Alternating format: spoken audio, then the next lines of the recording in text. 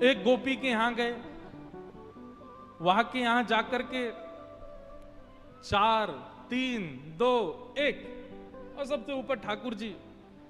वाने दूध दही ना रखो है, अधोटो दूध। अधोटो दूध मतलब जब दूध ओटते ओटते आधा रह जाए, 5 किलो दूध ओटाओ और वो 2.5 किलो बचे, तब समझो वो अधोटा दूध।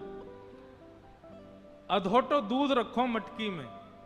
ठाकुर जी ने नीचे कंकड़ी मारी और जैसी धार निकलने लगी, अपनी ओक में भर के वाकू पीने लगे। और ठाकुर जी की ओक में से जो नीचे छलक रहा है, वो सब ग्वाल बाल मुख खोल करके सबरे ग्वाल बाल पी रहे हैं। इतने में ही गोपी डंडा लेकर के आई और आकर के जैसे ही ठाकुर जी को मारवे लगी, ग्वाल बाल तो सबरे नीचे तो भाग गए, ठाकुर जी लटके रह गए।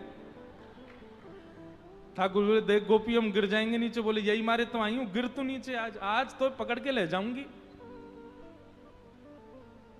आहा, ठाकुर जी बोले कहा करूं, कैसे भागूं। सोई ठाकुर जी ने वो छिद्र में से जो दूध निकल रहे हो ना, वहां में नीचे ऐसे मुख लगा करके वो दूध अपने मुंह में भर लियो। और जैसे तैसे ठाकुर जी नीचे आ गए और मुंह फुला के खड़े हो गए। गोपी बोली ऐसे क्या खड़ा है? गोपी बोली कहा भयो?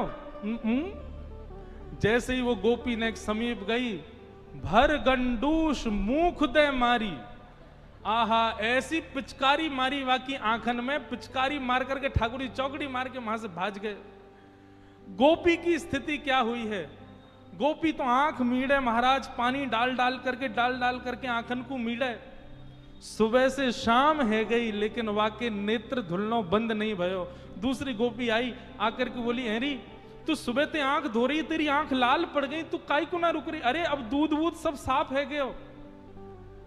तब वो गोपी कह रही है अरे तो को कहा बताऊं, दूध तो निकल गयो, आंख तो साफ है गई, लेकिन ऐसे मुंह फुला के वो नंद नंदन की छवि मेरे नेत्रन में बैठ गई। अब और कुछ दिख ही ना रहे मुझको, मैं कहां जाऊं?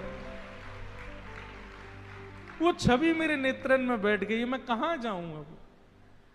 ऐसे ठाकुर जी सब ग्वाल बालों के संग लीला करते हैं, सब गोपियों को संग सुख करते हैं, उनको आनंदित करते हैं।